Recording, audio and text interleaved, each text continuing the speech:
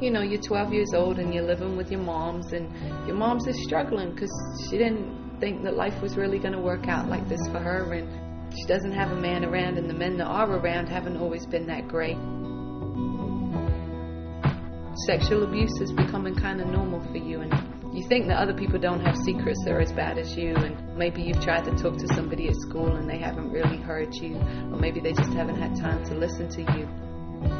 And so you're seeing these girls on the videos, and they're so pretty and they're so sexy, and so your way at 12 of escaping into this fantasy world is to think about what it must be like to be one of these girls, and you know that adult men already look at you, and you wonder how you can kind of use that. I was just a child, and that's how I was supposed to live, like a child and like an adult. So one day you're coming out of school and there's a guy outside in a Cadillac, and he's nice looking. I mean, he's got the baseball cap and the jeans and the Timbs, and he tells you how pretty you are, and you know how pretty your hair looks, and it's been a while since anybody even really noticed anything about you. And for the first time, you feel like somebody's really interested in you, because now all of a sudden he's asking you about your dreams and your hopes and where your father's at, and he says that he can be a daddy to you. The people that I shouldn't have depended on, I was depending on for support.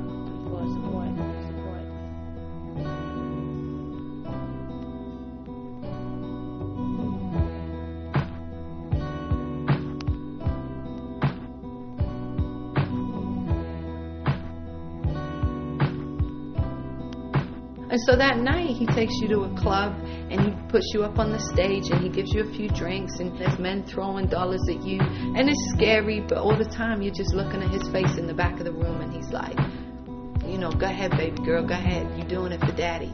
And you're feeling proud because nobody's ever said that to you. And so then that night he tells you that there's more stuff that you've got to do, and he takes you into a room and there's a man there, and he tells you to strip, and you think this is something you'll never do, and yet there's a part of you that already knew how to do this, because that's what your stepfather's been doing to you all these years before. And so you turn that trick, and it's like a part of you has died inside.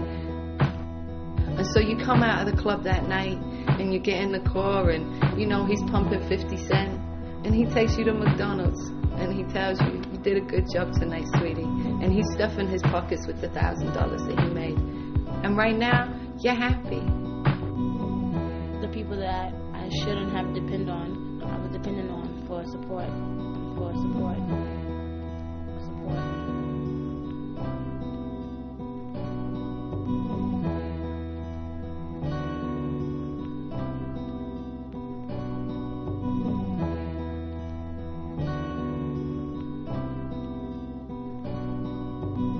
You feel like this is the best that it's ever going to get, and everything else in your life has prepared you for this moment, or the sexual abuse, or the neglect, or the drama, or the pain, or the trauma has prepared you for tonight, where you stepped across a line that you always thought you'd never really quite step across. And you don't realize that night what it'll be like to be on the track and get raped.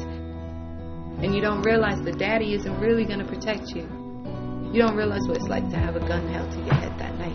You don't realize what it's going to be like when you catch your first STD. You don't realize what it's going to be like when you first come home and daddy beats you for the first time because you didn't make enough money. You don't know what it's going to be like to have cops offer to trade sex with you in exchange for not being arrested. And then sometimes you'll do that and they'll still lock you up anyway. You don't know what it's like to sit up in jail and know that you just made $1,500 for your pimp last night, but he won't come down and put $200 bail on just to get you out a few days early.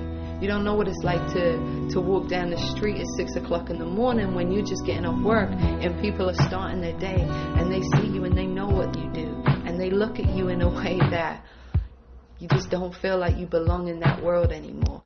And you don't know what it's like to feel like you've lost part of yourself along the way and to feel like you'll never leave. And no matter how many times you try to leave, he'll always find you and catch you.